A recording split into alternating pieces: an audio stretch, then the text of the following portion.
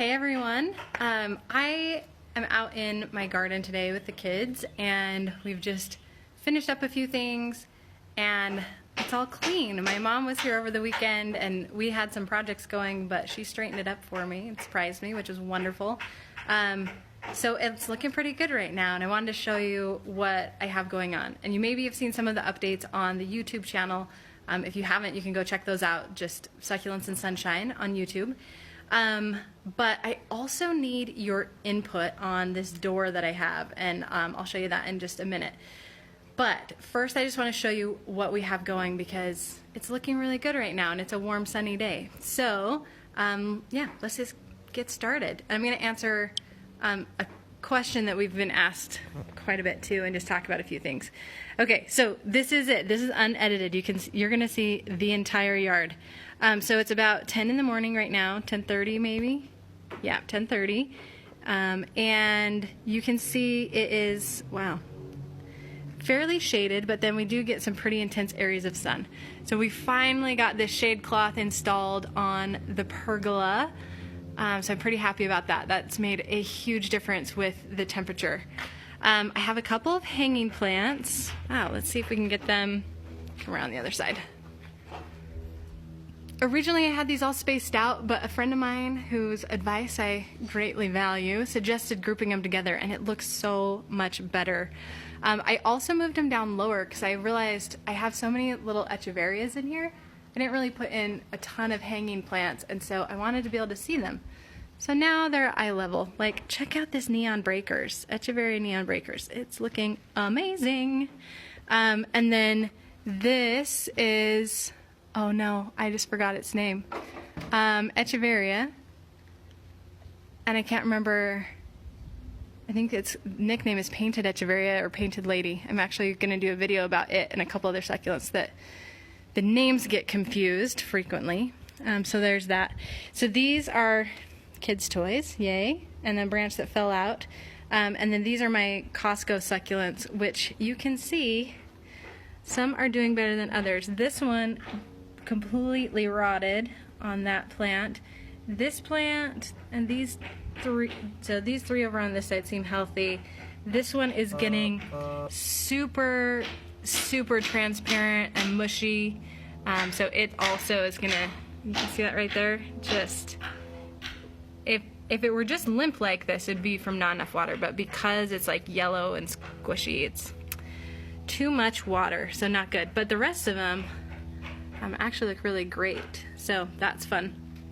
One of the things I wanted to show you was this guy right here. So this is a sempervivum hedgehog, and it's what's called a roller. So some sempervivums will put off chicks on a stolon, and then so that's like your traditional sempervivum hens and chicks. And then you have the Huphelii, which those just form mounds or clumps, and you actually have to cut those chicks off because they don't grow on a stolon or anything. They just split the head. So you have to cut those apart. And then this is called a roller. So some of you may remember these used to be called Jovibarba. Hirta is usually the species. But anyway, the way that they grow is they grow little babies on top that roll off. They're attached kind of on a stolon, but it's usually actually not this strong. But the reason why I wanted to show it to you is because you can see right here that there's a bloom. Hi. Oh, you want to say hi? I'm hammering in a nail to some wood that has a nail in it. It's in a door. Cool. We're going to show them in a minute, okay? Okay, so the reason why I want to show you is it was starting to bloom, and someone told me that if you cut the bloom off soon enough on a monocarpic succulent, which means that it dies after blooming, so sempervivums are monocarpic. So if this plant had bloomed completely, it would have died. But someone told me if you cut off the bloom early enough, that it'll actually just go crazy and start pupping. Just putting off a bunch of chicks, and that is exactly what this did. So I'm super excited about it. I don't really want more plants to, more stems to bloom, but I'm going to keep my eye out because these little babies right here, did not exist. And you can see it's still bloomed a little bit. You've got the flowers right there, but you can see right here where I cut the stalk of the bloom off. And the plant's still alive, so I'm not really sure what to expect with it beyond that, but I'm really happy that it has a bunch more pups. You can see it already has quite a few that have fallen off and we've replanted. And they are purple because they are very happily stressed from the cold and getting quite a bit of sun. And actually just a couple of days ago, these babies were not tinted with that red. They were just green. Like you can see, this one is still just green. So these are starting to get their color from the sun. And also we had a few cold nights while these were out, you know, in the, whoops, I don't know why we switched back. We had a few cold nights just in the, you know, 40s. So that worked out really well. Okay, so there we go. Jane, can you say hi? All right, so this is the rest of the backyard on this side. My YouTube updates have more about like the planter box and then some of these. I actually think I need to move this guy because it's getting too much sun, which was one of the things I want to talk to you about. Glad I came over. So you can see this roller coaster cactus is just really sad. It, I think it's just getting intense sun in the afternoon.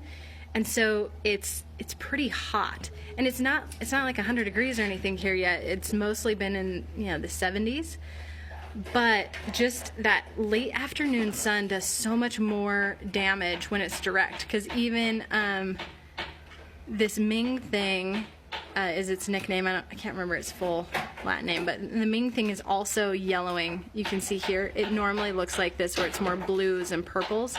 But it's got a lot of yellowy green tones, and that's from too much sun. And then there's other succulents that don't mind, like this copper king cactus. Anyway, so there's that. And then this one's kind of just hiding behind there, so it's pretty shaded, so I don't think it minds. This one actually just got moved there a couple days ago. But you can see the lower shelf still looks pretty good. Like, these are all succulents that can tolerate shade pretty well. They don't necessarily like the sun, and they look okay. And I think it's just because this shelf is so much more shaded. But you can see there, that one is just looking so sad. And a bunch of babies in there. So I think I might move the whole shelving unit somewhere else. Also, the babies down here seem to be getting direct sun, just not happy about it. But the echeverias are doing good because they like more sun. So size matters, health of the succulent matters, how full of water it is matters. It all affects that. So you can see in here, a bunch of the stuff in here is looking great. I just tossed a bunch of things in here that I didn't really have a good spot for. And most of it looks okay, but some of these that were, you know, maybe not, this was pretty dehydrated to begin with, and so you can see it just burned right up. That guy's doing okay. Anyway, but the rest of it's doing pretty good. There's sempervivums. So, and actually this is the other one. You can see it is getting pretty stressed as well. Again, I think I might move it. I swear I had it in full sun, but it was all morning sun last summer, toward the end of the summer when I got it. So I think it just needs somewhere with morning sun and not afternoon sun. And then we actually have some rot problems here. This Aloe does not like a lot of water. In fact, it's one that I recommend if you neglect plants, because it loves being dry. And we've had a lot of rain, and so I think that's just made this it hasn't made that one happy. It's made that one kind of sad and mushy. You know, whereas some of these bigger ones, they can tolerate more water because they're bigger. Those just didn't have anywhere to store it. So, all right, there's that. My little garden of who knows what's happening, just a bunch of random cuttings, is actually doing pretty well. Hoping that fills in over the summer. Okay, and then we have the nasty storage area where we just toss stuff that we're storing. Nothing super exciting to see there. But I told you I'd show you everything, so we're going to show you everything. All right, so from there, this is like our side yard. We don't really have a backyard per se, just the side yard, and a little bit in the front. So the kids' water table, hose, trash, and then I'm aspiring to be a ceramic artist. It hasn't happened yet, but we got these kilns on Craigslist, and I bought it on a whim because it was super cheap, and then we realized we don't have a 220 volt outlet yet to plug them into, and then these are molds for making pots. So, oh, I need to post a link to this. This cart, Bonsai Jack actually sent this to me, but it's called the Mighty Max cart. It is amazing. We use it all the time. The kids love it. It's super durable, and yeah. Okay, Henry, no hammering for just a minute because I'm going to be talking. Jane, let's not knock that over because it's going to be noisy too. Okay, so then here's the thing I need your help with. Henry, can you show off this giant door for us? So if any of you have lived in Utah or been to Utah, there's an Outback Steakhouse in Orem.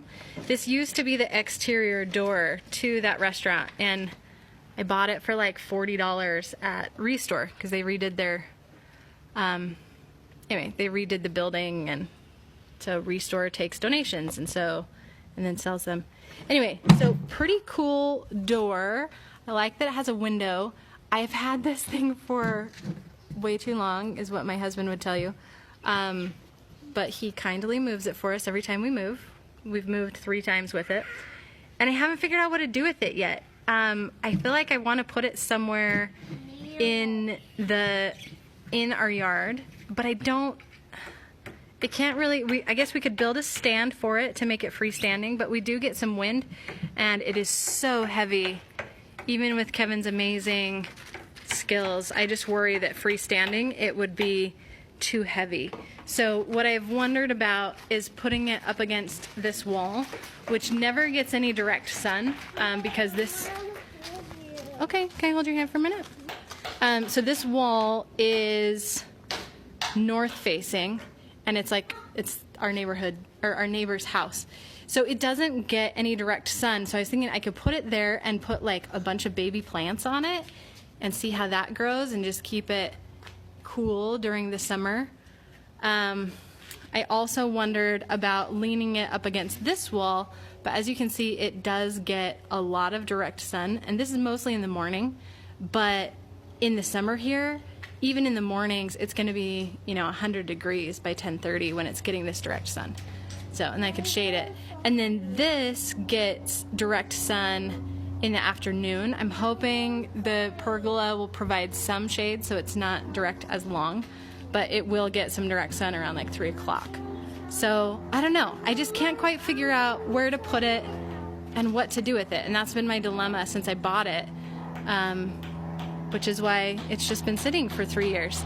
So, if you have any suggestions, again, here's kind of the yard. You can tell me where you think it should go. Should I just get rid of it? Is it too kind of, I don't know, kitschy or just weird and wouldn't actually look good?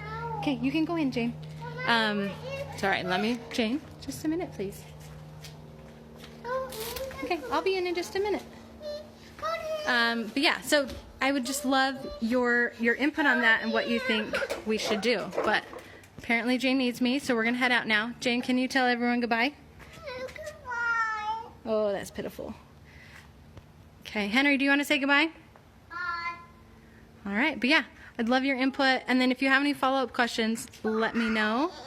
And yeah, we'll chat again later. I'm hoping to kind of just give some updates throughout the summer of what we have going on so that I remember, but then you guys can also see what's happening too, and I can give you some insights from what's going on. So thanks guys, we'll see you later.